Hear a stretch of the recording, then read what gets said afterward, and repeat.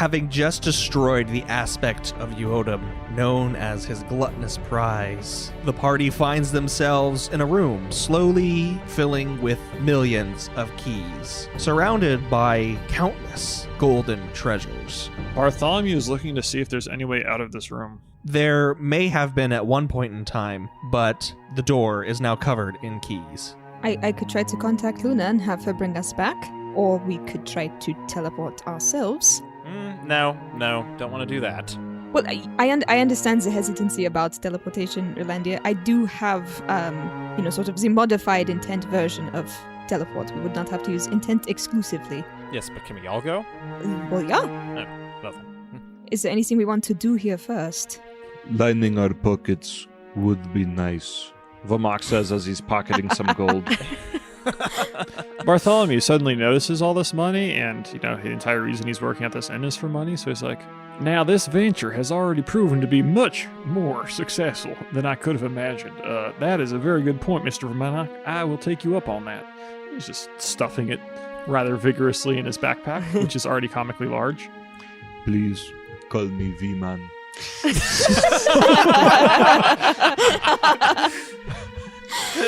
Oh, Vomok's changed since he became Mazik. Don't you know it, Mr. V-Man? Don't you know it? He doesn't say that. Does anyone feel like that was just a tad too easy? But Luna did say it would be easy. And to be quite frank, it would have been even easier if someone decided not to pull on a lever that was clearly a bad idea. I'm just saying, you don't discover new things unless you try them. Perhaps the aspect was counting on us making more decisions using the same logic that Rolandir used. That is to say, none at all. I agree, though, Rolandir. I do think it was rather easy, but I'll take my winnings while we can, so... Very well. I'd say take what you want, and then Val can transport us out of here. Can I, just poke around generally inside this cage and see if there's anything of interest? I'll also, pop off a quick detect magic. It's honestly just gold. Okay. However, you do get some semblance of an aura from each piece. Barely detectable. Sounds like cursed treasure to me. Yeah. Val will turn to everyone and say, the gold is magic in some fashion. It's a very slight spell, but I would caution you. Yes, it would seem much like this aspect to make it his dying joke, as it were, to curse the very thing that he leaves behind. But don't listen to me, I'm the illogical one. Well, Rolandir, you'll never know unless you try new things. That's why I'm not stopping you. Bartholomew is shaking out his backpack. Vomak is also now emptying his pockets and says, Well, it is a good thing that we have Val here, Rolandir. Oh my gosh. Anyway, are we contacting Luna or are we getting out ourselves? I think it'd probably be safest to try Luna first and go from there. Very well. I will sending Luna, and I will say, we have finished. Unless there's something else you think we ought to do, we are ready to come back. And she says, do you need me to bring you back? if I didn't, I wouldn't have said anything. No, I think Val's gonna take that as a little bit of a challenge. And unfortunately, Val is the only one who's actually talking to Luna, so... He's just gonna say, she says that we should just come back on our own. I feel like the party would definitely see him kind of like balk a little bit at her response. Well, it looks like we will be teleporting. All right, then. Is everyone ready? Yes, we are ready. All right. I will cast teleport. Yeah, the teleport spell will be successful, but I just wanted to check who took gold and who didn't. Vomak did not. He dumped it all out. Bartholomew dumped it. Val never touched it, yeah. As you all appear in the teleportation circle once more, beneath Leiros' Love Tavern. Every time! It's a Rhodes' love. Beneath the tavern lay Rhodes' love. Will you be needing 2 rooms or just one? I can't breathe! All right. Appearing in the teleportation circle, you notice that Rolandir, part of his clothing, starts to smoke and then catch fire.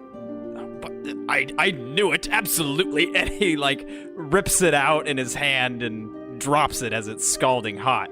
And there's this gleaming piece of gold laying on the ground. Bartholomew looks at him, because this is Bartholomew's first adventure with this group. He had no idea what anyone was going to do. But he has suddenly decided that Rylandir is not allowed to make any decisions ever again. Because this is the second bad decision he made in the course of something that should have taken 10 minutes. So he goes, now, you're not telling me that after our good friend Val here told us that there was a light magical presence on these coins, you tell me you did not take one of those coins.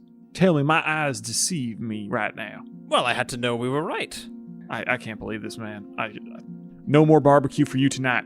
I have been surprised many times in my life.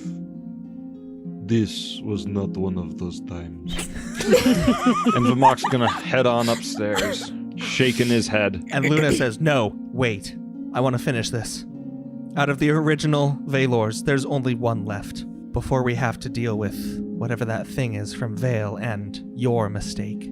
Very well. But please give me a few minutes to catch my breath. Vamok's gonna take a short rest and get those spell slots back. Is Luna, looking okay? Usually this, wipes her out. She just seems to be filled with fire right now. Okay. If it were having any adverse effects, she's hiding it. Can we do more than one in a day? We can do as many as I want. Speaking from first-hand experience, Luna, that's not exactly true. There are limits, physical limits. Maybe for you. Bartholomew goes forward. How old is Val? She's not Val, Luna. She's pretty young, right? She's a teenager? Yeah, she's 17. Okay, so she's getting her angst on. Okay. Bartholomew comes forward and he says, now, I know very little of you, Luna. I do, I admit it. However, I am inclined to believe that there are, in fact, limits in all people, including yourself. I understand you are a very powerful godless, I believe you called it. But Val has demonstrated himself to be an incredibly intuitive, just a darn fine fellow, if I do say so myself. I am inclined to agree with him that maybe patience is better than rushing things. Now, I'm not saying we need to wait a long time. I'm here 24 hours.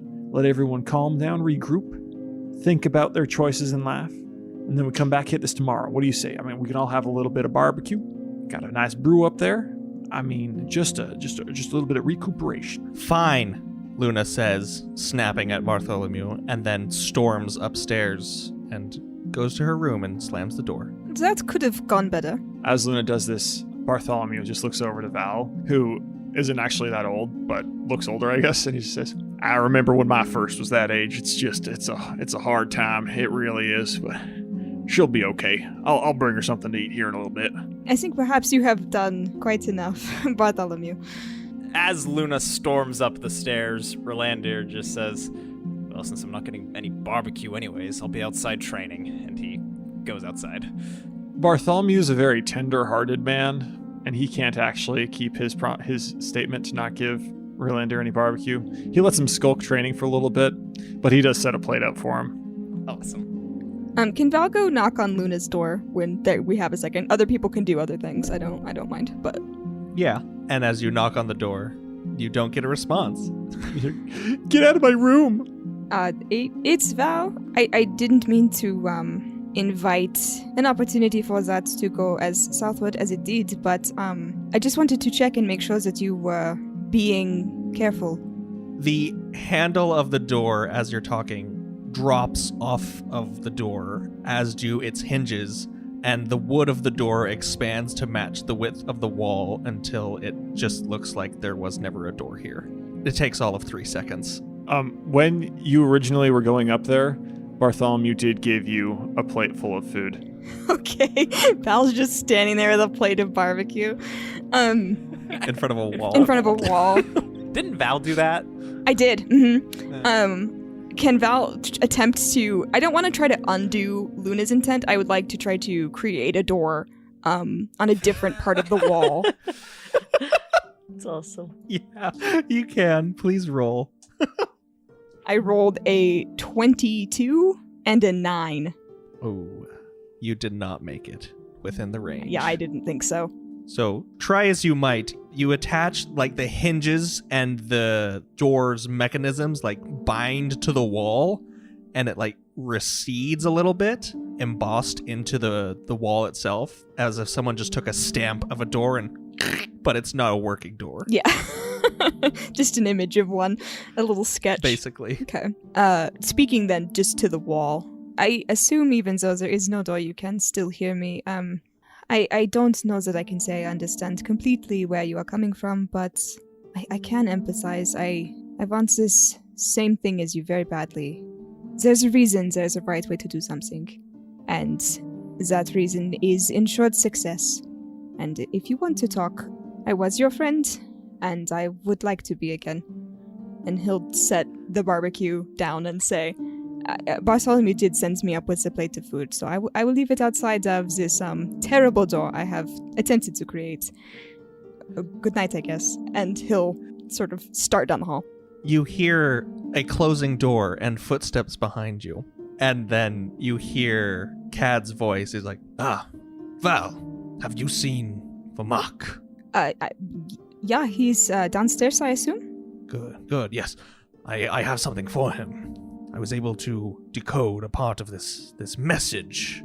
He found something. I believe you visited the Grey Eyes estate, did you not? We did, yeah. We found a strange parchment with writing on it. You know, that's where I died. I did know that, yeah. Sorry about that. Water under the bridge. And he walks past you and heads downstairs. Val is like, well, all right. Just follows. Downstairs, Vermak is sitting down, rubbing his forehead. Avoiding eye contact with Rolandir. Well, I mean, he's always avoiding eye contact. He's also blind. Katagas comes and sits across from Vermak at one of the tables, and the tavern is quite full tonight. There's a good crowd of 7 or 8 travelers or so, some pairs, some individuals, and Cad comes down the stairs in his elfkin form, looks out, and then in a split second later just like turns into a human and continues walking down the stairs. As he sits in front of Vermak, he slides the note in front of him and says, Vermak, I've managed to decode a bit of this parchment. The writing you saw on it was, in fact, a magical inscription. One that belonged to the Magisters of the 12th Rose, which I'm not sure if you've had any encounters with them, but they're quite an unpleasant group. I have only heard some rumors here and there, but from what I gathered, it is better to stay away from them. This is a missive of sorts from their leader, one Magister Morden. Though the more I began to understand, I stopped, as it seemed the reading of this parchment is inlaid with some sort of effect of which I do not understand at this time.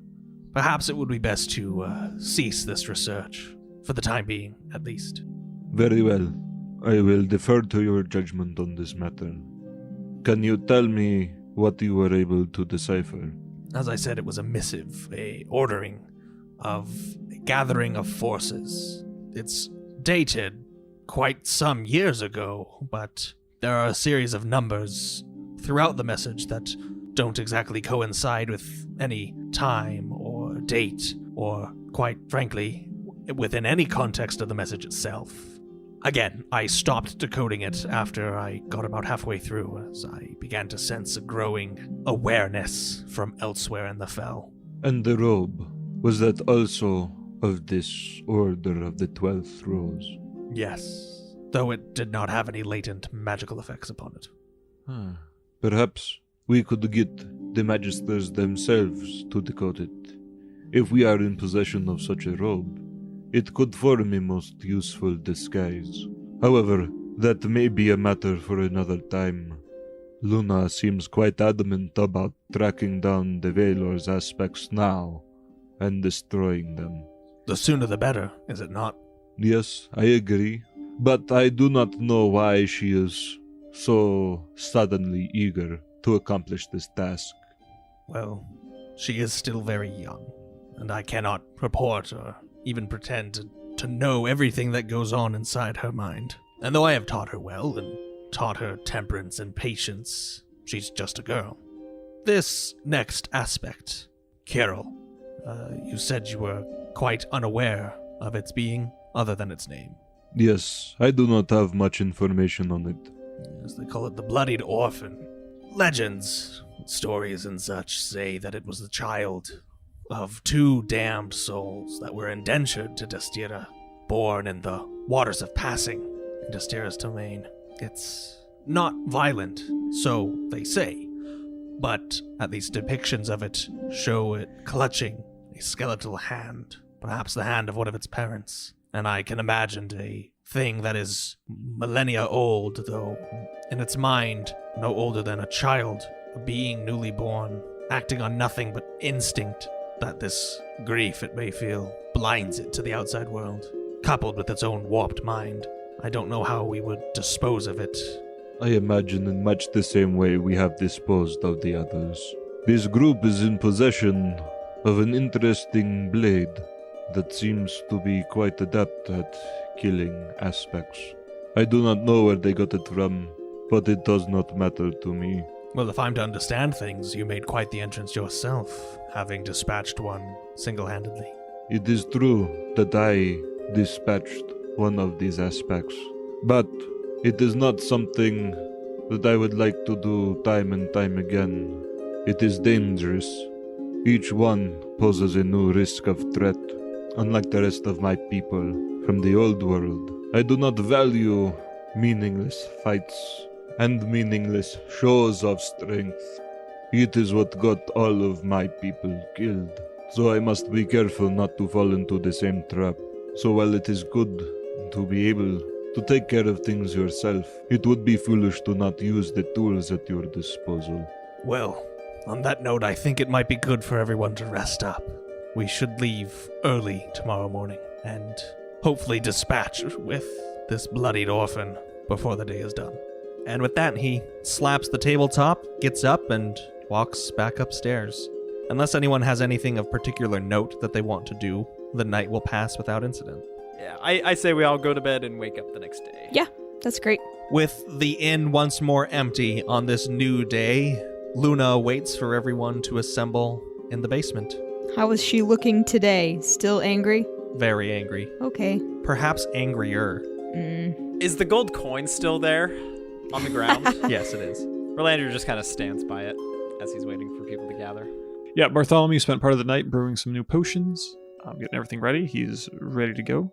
He may have left something nice in Luna's room, as hopefully she can. It probably looks like she needs to cool off a little bit, a little frustrated. So he's hoping that the nice calming brew will help her relax. Well, everyone's looking well rested and such. I think we're all ready now. Wait. And you see Cad at the top of the stairs. Like, if you don't mind, would like to come along. Please! We missed you on that last one. Had a wonderful time. You would have missed all the raining keys. I would not classify it as a wonderful time, but it was interesting. A time. Right. And he joins the circle. Now, remind me again what this aspect is that we're going to kill. Well, this is Khyrl, the Bloodied Orphan, aspect of Destiera, the Valor of grief and misfortune. It's said those who are interred in Destiera's plane are the forgotten corpses of those who died upon this world without mercy. Relander kind of gets like a sweat bead going down his face. Oh, you don't say. Well, as you said, this shall be a time.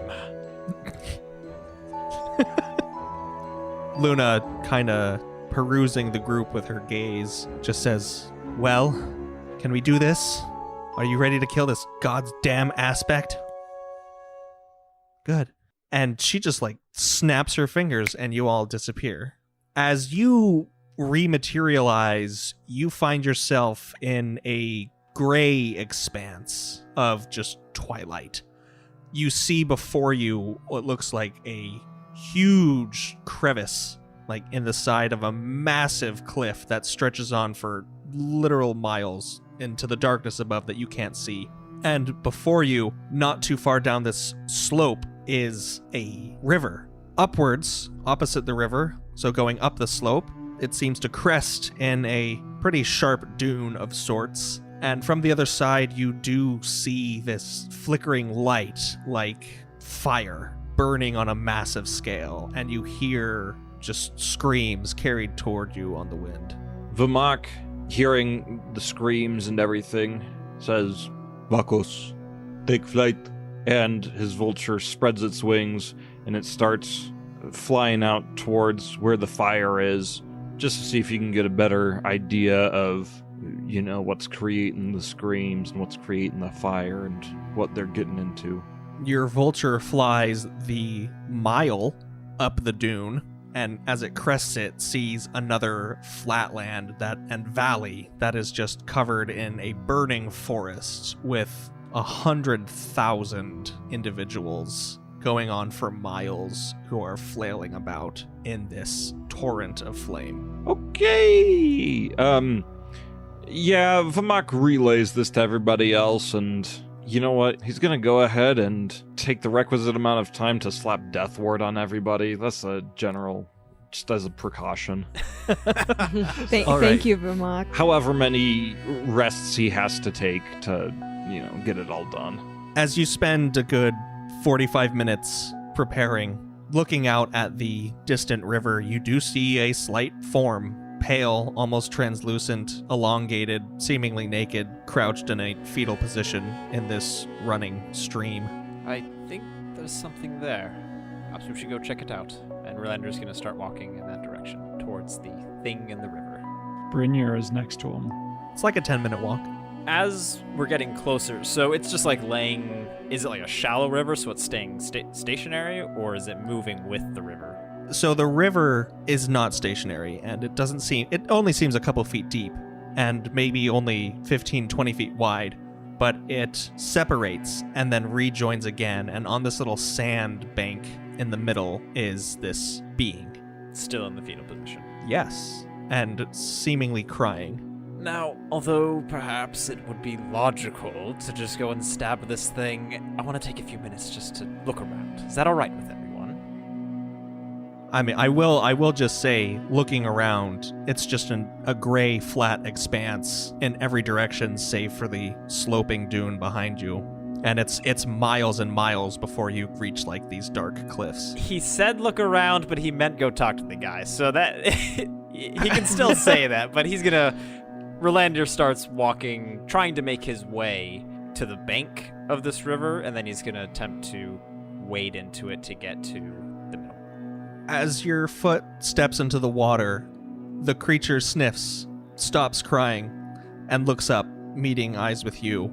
Like I said, it resembles a pale human of grotesquely elongated proportions. Its eyes seem to be permanently squeezed shut, and this corpse-like body of it is just wet from its running tears and the waters that it lies on. But it did look at me. It did. As the creature looks up at Rolandir, can I notice anything more in detail about it, like taking especially close attention to its hands, its feet, its face, any other distinguishable features, whether it's clutching a weapon, things like that? The only thing it seems to have in its possession is a skeletal hand with elongated claw-like fingers that it clutches in its own hands. If it's not doing anything else aside looking at him, Rolander's going to take another step. Slowly, he's moving cautiously. It stands up. Can you hear me? As you speak to it, it throws its arms to the side and it lets out this hideous wail, like a child's scream, amplified over these many miles, and then echoed from over the hilltop in this burning valley by 100,000 more voices. Rolander's gonna take a few steps back and turn to Brynjar and say, all right, now might be the time to do the thing we came here to do. And it starts taking a step towards Rolandir. Vamok is gonna cast Hold Person. What's your save to beat? The number is 18. So a 24 is going to beat it. Nuts. Brynjar steps in front of Rolandir and draws him in. In the river? Rolander had retreated a few steps behind the bank. Oh, okay. The Bloodied Orphan takes another few steps into the river and kind of cocks its head as Brynir comes closer. Can Val... Ugh, I don't want to do this. This is a terrible idea, but I'm gonna do it. Can I cast a message to the creature and say, we can talk like this if you prefer? It's as if you were interacting with a newborn.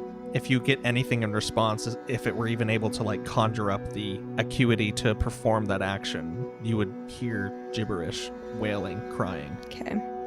I think it is well and truly a baby. That's what I thought. Is it still walking towards Brynir and Rolandir? It takes another slow step across the river. Rolandir's gonna put his one hand on Brynir's shoulder and just say, "Be ready to move if anything happens."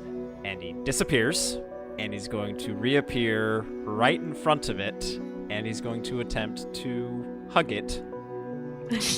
Okay, That's that all it sounds like a bad idea. As you embrace the creature, it seems stunned, and then it lets out another one of these ear-piercing wails. And as that wail fades in the distance, you hear a rising cacophony of screams echoing from over the ashen dune a good mile or two away. And cresting that dune in a veritable horde are a bunch of people. Similar looking to this creature, gray, desiccated flesh, bodies that are barely more than bones, hollow eye sockets, rotted teeth and fingers, as they just start scrambling, tripping, and falling over one another as they are running down this dune toward you all.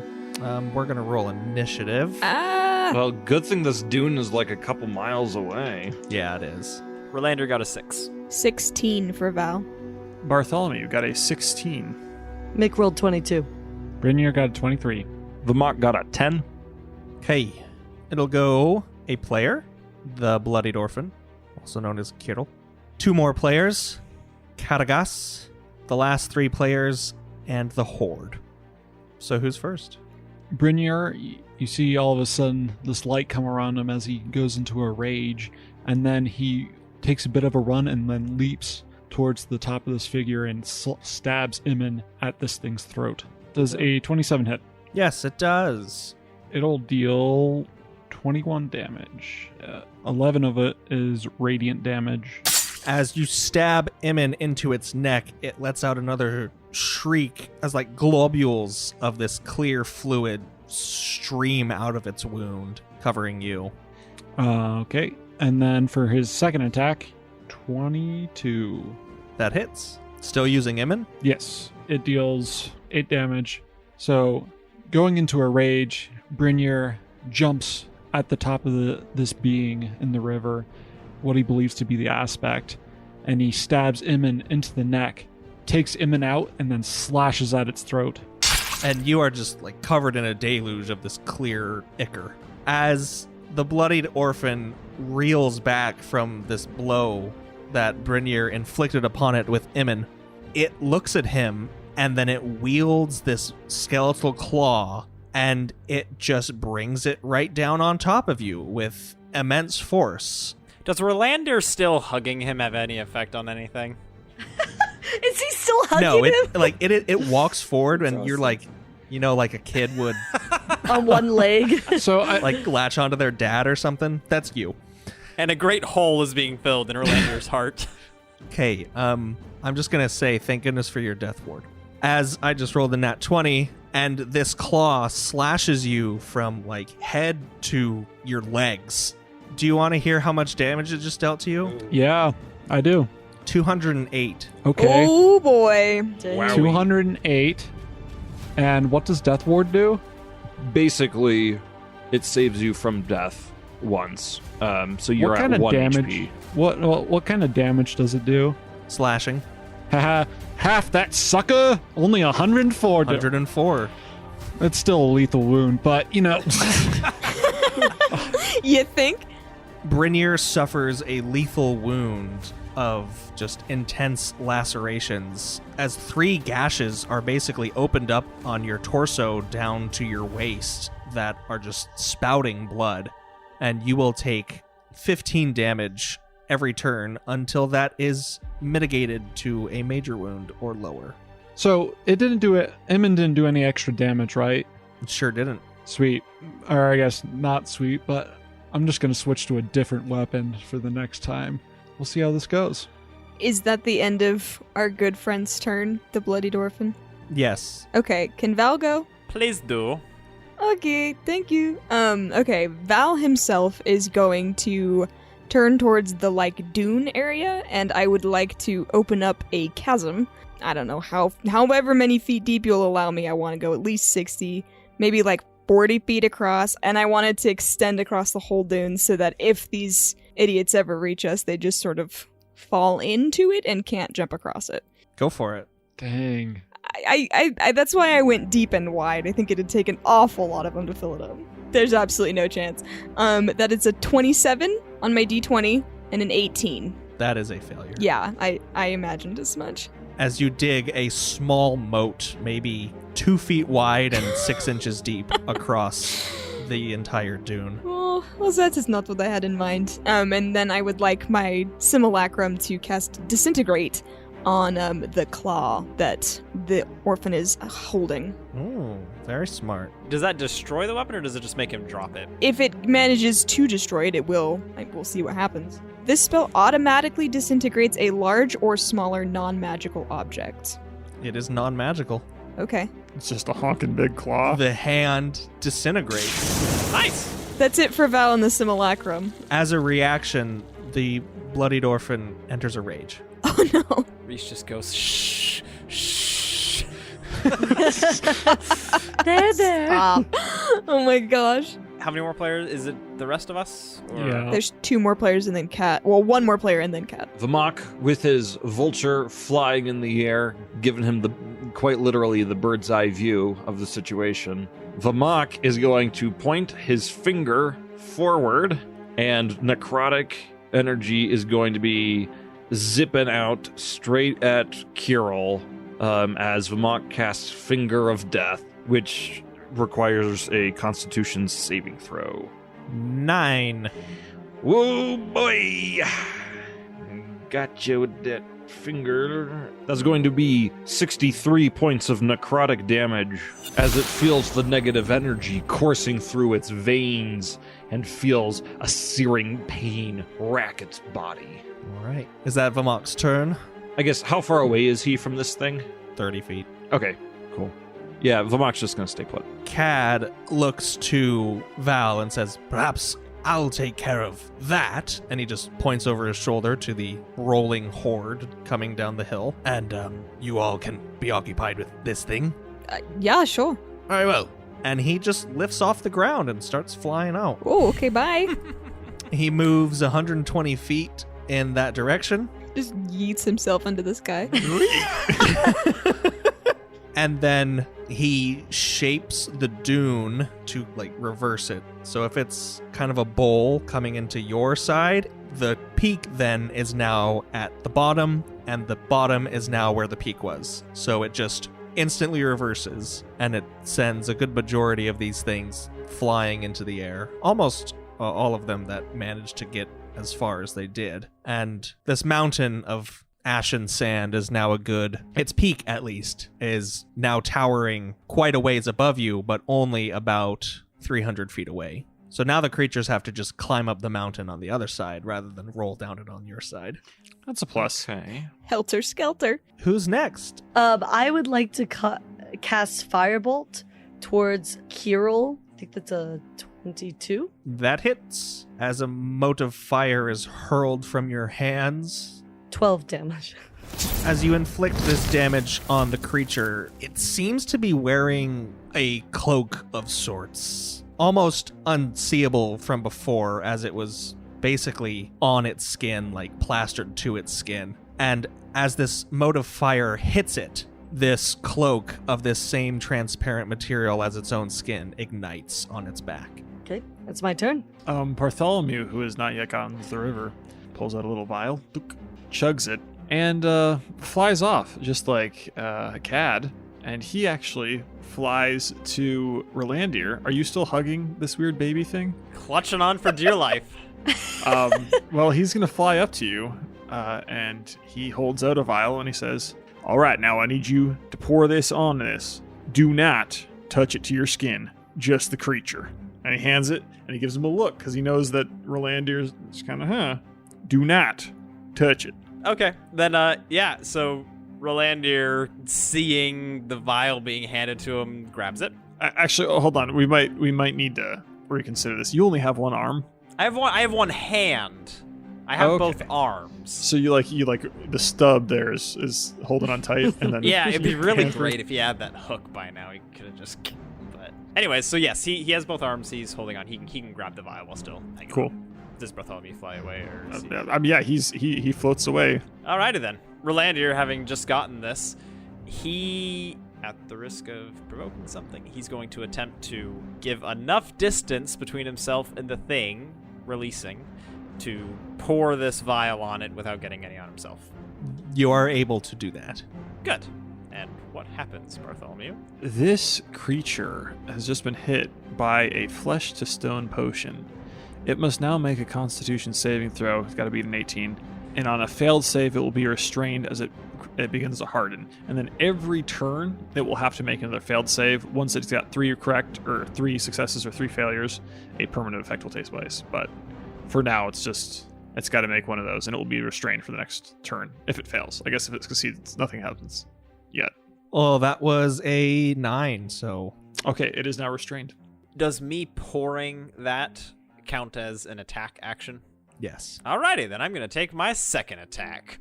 And seeing this potion starting to cause some sort of change to the flesh of this thing, Rolandier whips out his sword and is going to slash at it. Does a 27 hit? It does. Thank goodness. Alright, then coming at it, pouring into it some more of his essence and intent power, he attacks for 53 damage. 22 of which is necrotic. All right.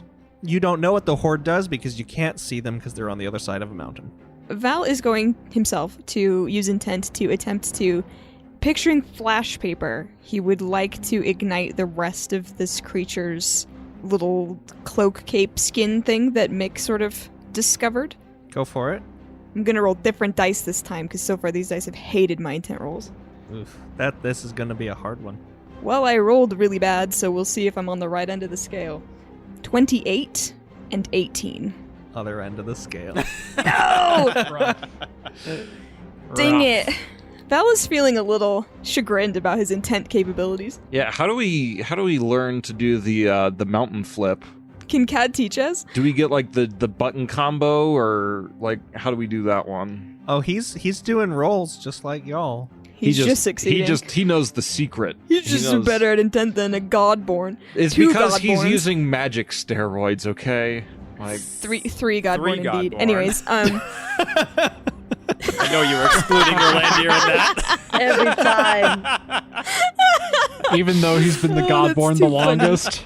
The simulacrum is going to cast Illusory Dragon, which in this case is Illusory Drake. So a huge dragon made of shadow is going to appear behind Khyrl, and if that lovely creature could make a wisdom saving throw for me.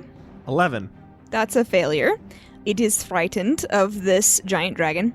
And the dragon, I'm choosing the acid damage type. So the dragon will now do a 7d6 attack on it. Holy If it can make an intelligence saving throw, we shall see what happens. 16. That is a failure. 24 acid damage. All right. As this thing is just sprayed by a shadow dragon drake that appears above it. And is scared, so he will have a disadvantage on his attacks as long as the dragon is within his line of sight. And there's nothing to obscure that. Exactly. So, actually, it is not frightened because it is enraged. Oh, okay. That's fine. Well, it still has disadvantage because it's restrained, so it has disadvantage and everyone has advantage.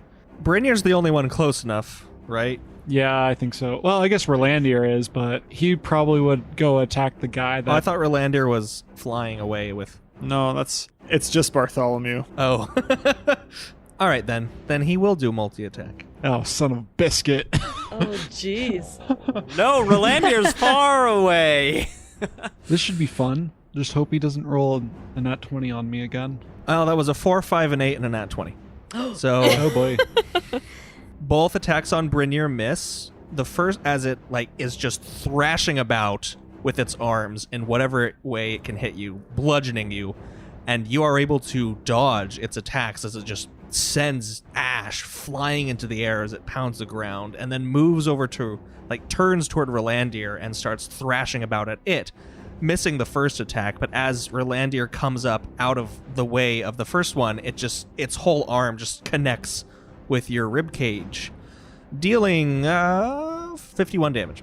That is a wound of some sort. Give me 1 sec. Minor. Rolandir, with your minor wound, you will have a -2 to dexterity-related checks and saving throws, given your broken ribs. And then it's going to make its saving throw. That is a 21 against stone form.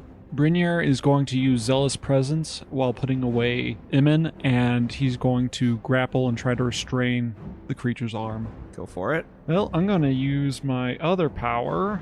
All right, 27 is the number to beat. Is this strength? Strength contest. 29. All right, then you restrain one of its arms. Cool. I'm imagining that's my thing, because I'm pretty sure that's the action, right? It's not... That's your whole turn. Yep. So I already rolled, but I'll let you know. I'm casting Firebolt again, and I rolled a 25. Is that hit? That is. Sweet. And then damage is going to be 16. You do seem to burn away the last of this fleshy cloak that it had across its back. Is this visible to everybody? Yes, as the flames dissipate. Okay, cool. Cad's turn. He's going to push the mountain a little bit, 300 feet or so. And as he pushes the mountain, and it kind of flattens out and goes back into the dish shape that it was, you just see all these creatures that are however high up the mountain was, suddenly in the air, fall down and splatter across the ground and start rolling down. Some of them do survive, though, it seems, and get up and start running toward the group. All right, flying dwarf. So he is going to fly down, and he hopes you're paying attention because he is gesturing vigorously for you to open your mouth. He's flying above everybody. He's like, I won't fight, but I hope they can catch these fireballs. Woo! And he just lets them go, and he's like, it's not fighting. It takes a bit for Rolandir to understand exactly what you're asking, but he does manage it. And once you do open your mouth, he dives down and he swoops in, straight like an airplane. Meow. And he swoops in with an open, it's just a little, it's not even a potion, it's a little hard, it's almost like a piece of chewing gum. He slams it into your mouth, and he kind of actually smacks you across the face as he flies by, and he just swings up, and you can do with it what you will. Well, what happens? Not gonna tell It's not a spell, it's just some Laffy Taffy. Read the joke. Hubba Bubba, thought they stopped making this. All right. Well, will chewing count as my action? If this casts a spell, it will. Oh, that's okay, that's garbage then. That's the whole point of me using my action. All right, fine. Then no. Yeah. All right, I'm doing a reactionary chew because it's still his turn. On your reactionary chew, you feel just like the creature in front of you's skin has started to turn gray and stone-like. You feel your own skin take on a rougher texture. However, you gain the benefit of having skin made of stone with none of the loss of mobility, and you are now resistant to all non-magical bludgeoning, piercing, and slashing damage, which means any damage of that type is halved when you get it. Nice. V-Man, using that bird's eye view once more, trying to get a clean shot off on this guy. Vamok is going to try to cast Witch Bolt, but he only rolled a 16. That is not a hit. Electricity streaks out of Vamok's hand, and it impacts the water close to Khyrl, but it seems that he hasn't quite calibrated everything perfectly with his vulture. Rolandir, having just felt the strengthening effect of the stone flesh, he points at the being, and he just says the word pacify. And he's trying to attempt to intent a little something. A giant binky into its mouth. Exactly. That is a 32 on my D20 and a 26 on my D100. Please describe to me exactly Rolandir's intent. The intent that Rolandir was imparting on this being was for it to envision basically itself being cradled by a loving parent to the point that it will lie back down and cease any resistance. As if like a shock to its system, it wavers and then curls up again, just in its position in the shallow waters of this river, and starts to cry, just as it was when you found it, and seems to ignore your presence as it clutches its head to its knees. Kind of taking this moment, Rolandir just looks to Brynjar and gives him a little nod. The horde continues to move its way down the hill and fall, basically, rolling its way toward you, moving a combined 120 feet. Back to the top. How far away would you say they are? The closest ones are just over 300 feet away. Okay. Brynjar takes out his great axe and he tries to aim for the neck of this creature, intending to chop off its head. Go for it. Okay, my first one is freaking awesome because it's a nat 20. So it's all. The other one I rolled was a 6, but we're going with nat 20. 60 damage. As your great axe comes down and smashes into its neck, it goes a ways through its skin and bone, but not all the way through. Using his second attack, he's going to chop at it again. Go for it. Okay, I'm assuming a 29 hits. Yes, it does. 20 damage. As your great axe sinks into its neck, it looks up at you, and its eyes open, and they are just pure black. This glistening sheen of tears covering them as it slowly stands, one of its arms gripping the handle of your axe and taking it from its neck. And then it's gonna punch you. Okay. Does a 26 hit? Yes, it does. These tears from its eyes go in a stream down its face and down its arm until it coats its hand in this watery, glistening envelope. And then it pulls its fingers together, winds up its attack, and then it just... Knife hands. Yeah, it just knifes its hand into Brynjar as its hand knifes through your chest for 93 damage. Son of a biscuit. And the ward stops the attack from going through you, and seeing this, it winds up again. Oh, suck. Does a 27 hit? Yes, Yep, it does. it definitely does. That's higher than 26, the last one. As it grabs onto your shoulder with one arm and then wails this gargled screech with its severed vocal cords, its neck flapping as it screams, and then that arm knifes through your chest for 107 damage. Yeah, baby. It is a lethal wound, but I am at 1 HP. Nice. The trick All right. is don't remove the thing that's piercing you until you get to a doctor. As another 40 damage is dealt to Brynjar, as this knifing hand of Khyrl, the Bloodied Orphan, explodes out his back, spilling his guts.